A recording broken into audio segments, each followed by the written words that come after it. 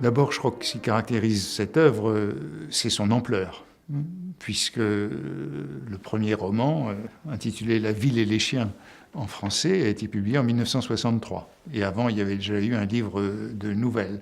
Ça fait plus de 50 ans. C'est une immense production. Il y a 2 volumes dans la Pléiade, mais ce n'est qu'un choix, et un choix réduit.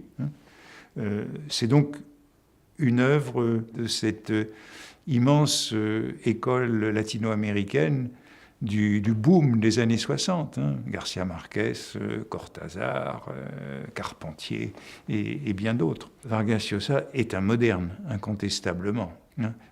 J'évoquais ses lectures de Jules Verne ou de Victor Hugo, mais l'une de ses lectures déterminantes, c'est celle de Flaubert. C'est celle de Madame Bovary. Parmi les influences fortes dans cette littérature, qui la rend véritablement moderne, eh bien, c'est Joyce, c'est Faulkner. Faulkner est probablement ce qui marque le plus ses premiers romans, tout à fait dans le mouvement moderne, ce qu'on appelle modernisme en anglais.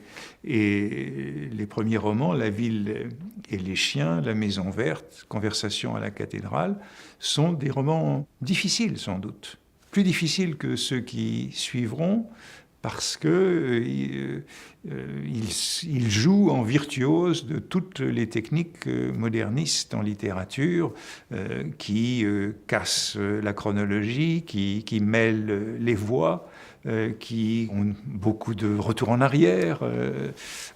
Donc ce sont des livres qui exigent une assez grande attention chez le lecteur. Dans ces romans, c'est vrai que j'ai un certain attachement pour le premier, La ville et les chiens, puisqu'il raconte, il porte sur une expérience qui est aussi la mienne, qui est celle de la pension militaire.